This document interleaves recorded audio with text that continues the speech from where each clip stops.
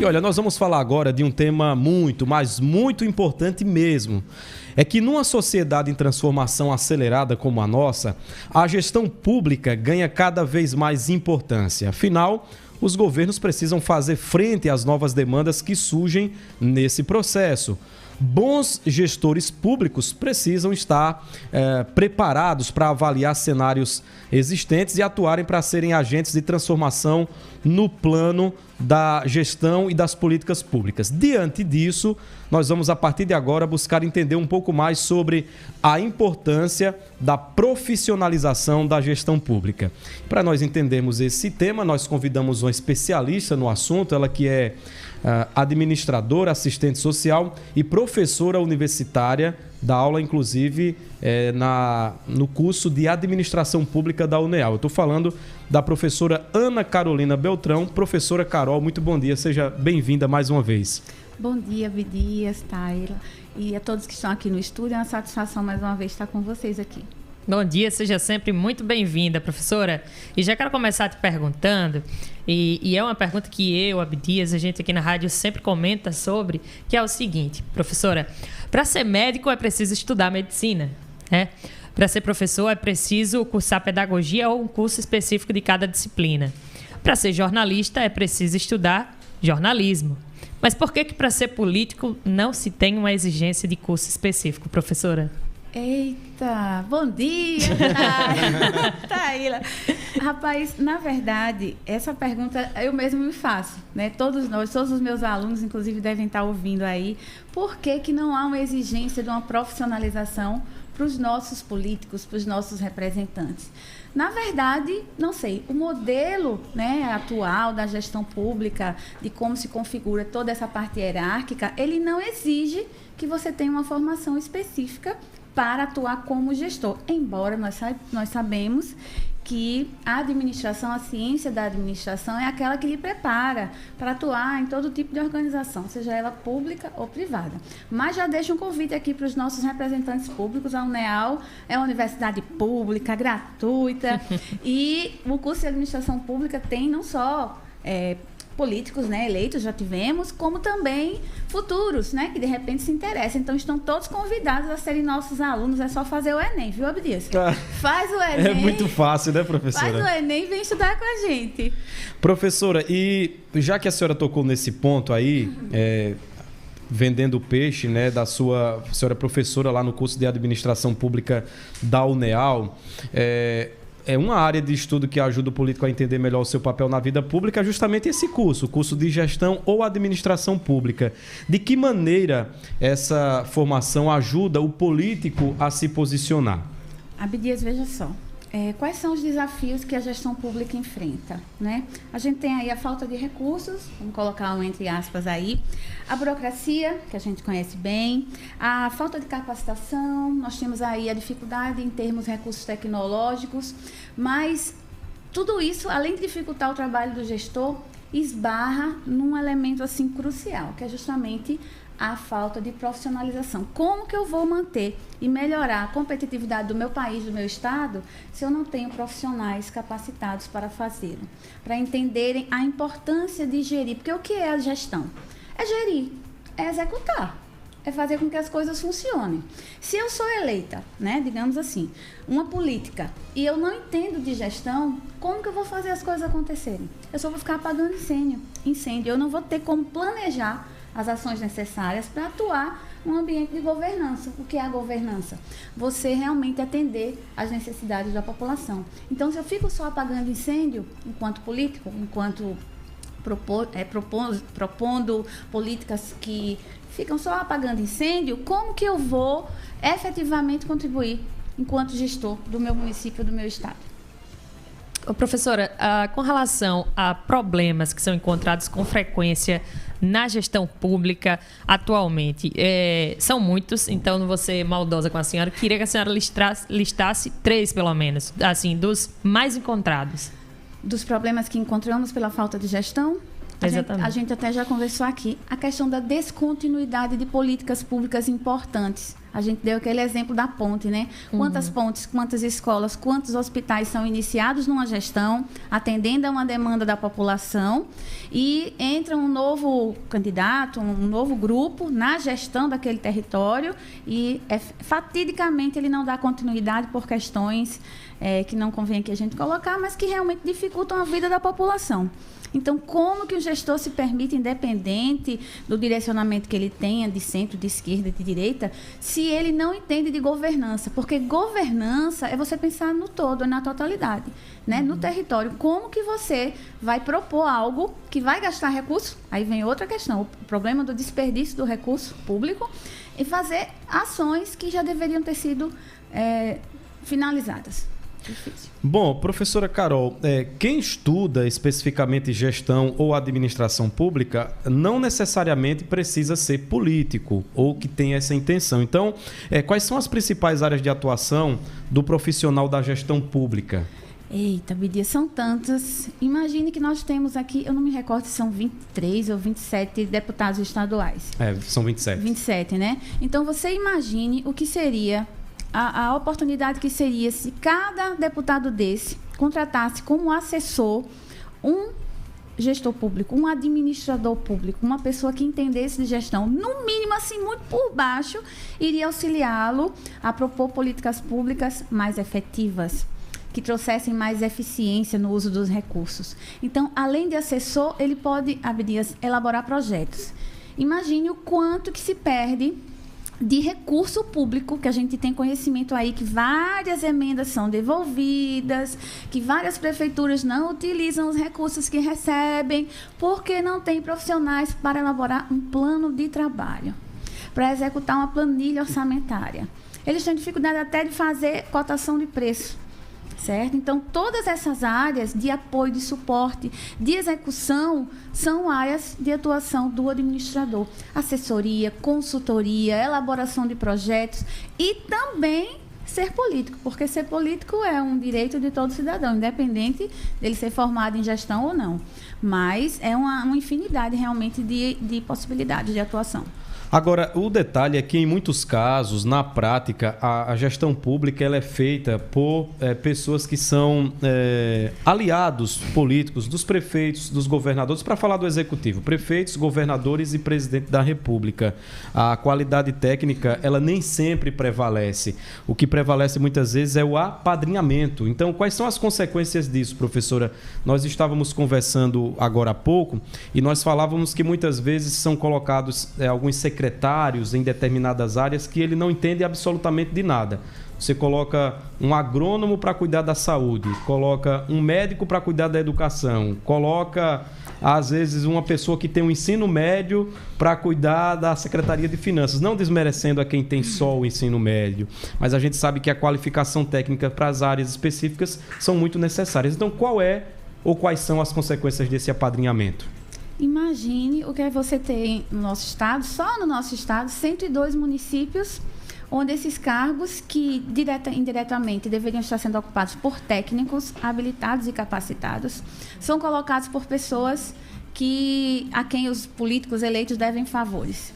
Isso dificulta todo o desempenho da gestão, os 4 anos, né, de desempenho, fatidicamente afeta diretamente a população, porque não vai ter as suas necessidades preenchidas, nem planejadas, nem organizadas e sequer atendidas. Na minha opinião, Abdias, é aquela ideia de que você fica empurrando, né, com a barriga os problemas, você vai amenizando com o ticket do leite, com a cesta básica, com aquela consultazinha que você dá assim, vá procurar o doutor fulano, mas efetivamente a falta desses profissionais impede o gestor até de legitimar a continuidade dele. Os nossos gestores acreditam que só conseguem se reeleger se continuarem com essas práticas. E se esquecem de que os profissionais, além de atender às necessidades da população, conseguiria tratar aquele gestor como uma pessoa realmente preparada e preocupada em exercer pelo qual ele foi eleito. A gente vê muitas vezes, professora Carol, situações do seguinte: a senhora falou de algo muito interessante no início da entrevista, que é a descontinuidade das políticas públicas de uma gestão para outra. A gente sabe que cada mandato, em todos, né? Mas aí quem toca a obra, quem determina as ações mais efetivas mesmo é o governo, é o presidente e é o prefeito. Aí passa 4 anos, quando o prefeito, o governador é reeleito, ele dá continuidade às obras do seu governo. Mas quando termina esses 8 anos, se o grupo de oposição vier a ganhar, muda completamente o cenário. Só para dar alguns exemplos, nós tínhamos no governo da Dilma, do PT, do Lula especificamente naqueles primeiros mandatos, projetos como o Minha Casa Minha Vida, que depois aí quando o Bolsonaro veio, ele manteve a política, mas mudou para Casa Verde e Amarela, só para dar um exemplo. Era a mesma coisa, a mesma política pública, mas com um nome diferente para ficar o carimbo daquela gestão. Essa vaidade, eu vou chamar assim, atrapalha? Não seria importante, independente de nome, dar continuidade, mas parece que quer se dar um carimbo ali de, olha, isso aqui foi meu, isso aqui faz parte da minha gestão. Isso atrapalha? Atrapalha, e você falou em vaidade, mas é muita ignorância, né? É muito egoísmo desse ser que foi eleito, né, democraticamente, em não atender às necessidades daquela população. Porque é revoltante para mim, para você, para todo mundo que está ouvindo, enquanto cidadãos, a gente justamente acompanhar toda essa descontinuidade, esses desmandos, né, com recurso público. Abdias, é muito dinheiro. O problema nosso da gestão, a gestão é área meio, né, é executar, né, é justamente o não saber fazer. Quando você não sabe gerir, quando você não consegue executar, é porque você não tem pessoas preparadas para fazê-lo. O problema nunca foi e nem vai ser, acredito eu, falta de recurso financeiro. O problema é falta de recursos humanos capacitados. Bom, olha, se você quiser mandar uma pergunta aqui para a professora Carol, Ana Carolina, mas conhecida entre os alunos principalmente como professora Carol, professora universitária, ela é do curso de Administração Pública da UNEAL e fala conosco aqui no nosso Antena Manhã da importância da profissionalização da gestão pública, uma gestão que, a partir dessa profissionalização, pode ser mais eficaz, mais transparente e mais efetiva. Professora Carol, em tempos de eleições, a gente ouve muito falar, depois que termina a eleição, que ganha um governo e que vai mudar, a gente fala da transição de governo, que são temas chaves no processo, que trata de temas chaves, né, no processo da administração pública. E é preciso que cada vez mais haja papéis bem definidos que assegurem a continuidade dessas políticas públicas na passagem de bastão de um governo para o outro. Qual é a importância dessa etapa do processo governamental, a transição? Eu participei da última transição, né, do período de transição do governo do município. Eu estava no cargo em comissão e eu vi o interesse, digamos assim, em se conhecer o que foi feito, não é, para se escolher o que deve ou não ser dado continuidade. Porque nesse período de transição, que deveria ser utilizado realmente para se aprofundar, para se verificar o que deve ou não, carta aberta, né? Fomos todos eleitos, eu estou saindo, você está entrando, então, o que é que você acha? Vou ser humilde, o que é que você acha que vale a pena continuar? Porque a gente não acerta tudo, Abdias, não tem como. Não são todas as políticas que tenham efetividade. Então, colega, o que é que tu vai deixar que eu devo continuar? O que é que eu devo encerrar e propor novamente para consertar? Porque a gente já conversou aqui, os problemas são os mesmos, mudam as proporções, as intensidades, está tudo aí com as chuvas, todo mundo está vendo essa loucura. Então, ano após ano, gestão após gestão, os problemas são os mesmos. Então, vaidade e egoísmo, eles não cabem para um gestor público de verdade. Um gestor público legítimo, ele se preocupa com o fazer, né? E aí caberia a gente refletir aqui qual o papel do legislativo que não fiscaliza. Por que permite que haja essas descontinuidades? Porque o executivo executa, mas o legislativo fiscaliza e cobra, propõe, e pode vetar algumas coisas, né? Então, por que isso não acontece? Fica a reflexão também. Muito bem, professora. Com relação a, por exemplo, se a gente fosse colocar prefeito e vereador, qual seria a melhor universidade, se tivesse, né, se fosse impossível, para o prefeito, no sentido da administração, e para o vereador, no sentido da fiscalização, como a senhora bem colocou? Olha, a esfera só municipal, por enquanto. No município, eu acho assim, que todo mundo, vocês são jornalistas, você está terminando seu curso. Uhum. Eu acredito, posso estar equivocada, mas eu não sei se na sua grade curricular tem a disciplina de gestão. administração. Não tem. Então, assim, o que eu percebo, que eu também já dei aula em vários outros cursos, é que a nossa esfera universitária, ela está formando profissionais para atuarem e se esquece que eles podem sim serem autônomos, mas eles vão trabalhar em organizações. Então, muitos de nós saímos, os que não são formados em administração, com essa perspectiva de sim compreender o que é o universo organizacional, seja ele público ou privado. Então, assim, professora, qual o melhor curso para um prefeito? Qual o melhor curso para ser vereador? Todos os cursos são importantes, porque o conhecimento ele é importante. Mas eu sempre recomendo, faz um curso de gestão. Faz um curso paralelo, procura as instituições que têm cursos de extensão, procura cursos online. Hoje em dia a gente sabe, o Abdias está fazendo o mestrado dele, sabe da importância do que é a transversalidade do conhecimento. Então, você pode ser médico veterinário, certo? Professora, se um médico veterinário for indicado para ser secretário da educação, aí eu vou dizer, meu Deus, socorro, misericórdia, né? É um desafio gigantesco, mas eu não sei se ele fez um mestrado, eu não sei se ele fez um doutorado, eu não sei se ele tem uma segunda graduação. Isso aconteceu, professor, abrindo um parêntese, porque a senhora trouxe agora algo que na prática aconteceu com o Fernando Haddad quando foi indicado para ser ministro da Fazenda. E aí o Haddad, ninguém sabia que ele tinha, salvo engano, é um mestrado, é uma especialização que ele tem na área econômica. E depois que descobriram isso, houve críticas e tudo mais, mas ele tinha essa qualificação específica. No exemplo que a senhora deu, né, de um médico veterinário, melhor seria se ele fosse indicado para uma subsecretaria do meio ambiente relacionada à causa animal. Mas é importante que não seja o apadrinhamento necessariamente a causa da ocupação daquele cargo. O Haddad, nesse caso, abrindo outro parênteses, ele é mestre em economia e gestor experiente também. Pronto. Então, é o exemplo? Pode ser um exemplo dentre tantos que nós temos aí, porque quando você é gestor, quando o bichinho da gestão lhe pica, assim, você fica querendo fazer, executar e mostrar que pode ser feito, a vontade, ela não pode ser maior do que a sua necessidade de aprender, porque você tem que saber fazer. Você tem que ser efetivo no que você vai fazer, propor. Eu não posso, enquanto administradora, já pensou, eu vou dirigir um hospital. Sem conhecimento nenhum do que é gerir uma unidade hospitalar, do que é gerir um ambiente que requer não só a parte burocrática, porque nós temos os procedimentos administrativos, mas temos aqueles ligados à saúde. Vai que eu compro um produto errado. Vai que eu atendo a gente. Então, não tem como. A gente precisa realmente ter esse cuidado. Então, qualquer profissional, qualquer formação te habilita a ser um político. Porém, eu clamo aqui a todo mundo, faça um curso de gestão. Professora Carol, deixa eu lhe trazer aqui mais uma pergunta. Me veio à mente agora aqui, eu estava lembrando, de alguns episódios bem bizarros que a gente vê nas redes sociais. Hoje, com o acesso à tecnologia e quase todas, eu acredito que 90%, vou chutar aqui, sem uma base científica, mas pelo acesso à tecnologia e pela disponibilidade que os recursos têm hoje, as audiências nas câmaras municipais, nas assembleias legislativas, são todas filmadas. E a gente vê coisas dantescas, assim, coisas grotescas mesmo. Vereadores Brasil afora que não têm a capacidade de articular uma frase completa.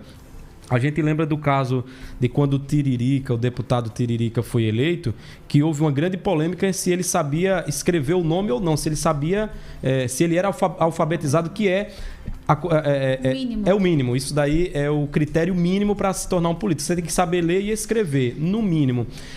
E aí a gente vê que o universo político entrou num descrédito com a população. Seria justamente por essa abertura tão ampla. O processo democrático, claro, deve permitir que todos tenham acesso a participar. Mas muitas vezes esse acesso amplo e aberto faz com que pessoas extremamente desqualificadas, que não entendem absolutamente de nada a não ser das arrumações políticas e das negociações, das negociatas até por trás disso, isso acaba interferindo na avaliação do gestor público perante o eleitorado? Com certeza, Abdias. Se vocês fizerem uma enquete e colocar assim, qual o perfil do político que você acha, né, que a gente tem, ou qual o perfil ideal de um político para te representar, as pessoas, elas não vão responder. Elas estão cansadas, desmotivadas, elas não acreditam mais na política. Então, o que a gente precisa compreender é que, enquanto cidadãos, exercendo nosso direito de sermos representantes, nós precisamos saber bem o nosso papel, porque eu sou servidora pública, então exercendo um cargo político, eu vou ser servidora para um público maior ainda. A minha responsabilidade enquanto servidora eleita democraticamente para representar e atender as necessidades da população, ela tem que estar acima de qualquer interesse. Então, eu não posso entrar na política para debochar. Eu não posso entrar na política para ser assim, eu vou para fazer bagunça. Por quê? Porque isso denigre, isso desestimula a população a escolher melhor. Então, quantas pessoas não votam, quantas pessoas colocam todo o processo eleitoral no descrédito, porque as pessoas acham que é brincadeira. Não é qualquer um que pode ser político. Não é qualquer um que pode nos representar. A responsabilidade das pessoas que estão aguardando do político uma posição técnica é muito grande. A minha responsabilidade enquanto eleita, você também, ou qualquer um que deseje ser, é de atender a população e não de fazer aquilo ali um holofote por orgulho e vaidade. Então, é preciso respeito com o cargo público, com a função de exercer aquele papel que foi eleito. Em quanto tempo nós teremos esse cenário revertido para essa realidade tão bonita que a senhora citou? Abdias, eu acho que só quando eu tiver meus bisnetos, assim. Por quê? Porque é um processo cultural. As pessoas não acreditam mais. A política, desde o tempo do Ronca, como diria minha avó, ela é necessária, ela é vital para o desenvolvimento da sociedade e de um território. Porém, o que a gente vê está muito longe de ser política. Nós vemos o quê? Politicagem. Então, as pessoas não aguentam mais discutir política, não querem ouvir o que a gente está discutindo aqui, porque ela faz, meu Deus, lá vem, isso não me leva do nada para lugar nenhum. Então, é preciso que a gente receba essas informações e discuta socialmente para contribuir com a nossa cidade, com o nosso estado. Para a gente finalizar, nosso tempo já acabou, mas já que a gente está falando de profissionalização na gestão e administração pública, você é professora da UNEAL no curso de administração pública, a UNEAL, que é a Universidade Estadual de Alagoas. Quem deseja ingressar na instituição para se qualificar, para atuar, seja na esfera político-partidária como gestor ou como colaborador de um determinado político, que ficou interessado aqui nesse bate-papo, como é que faz? Olha, acompanhe as redes sociais da UNEAL, o site também vai abrir, inclusive, um edital para portador de diploma, os que já são formados, olha aí a oportunidade de quererem estudar, e também para transferência externa, você que está fazendo um curso que você entrou assim, eu vou fazer esse, não está gostando, vem também através de edital ou na demanda normal, que é através do Enem, todo ano.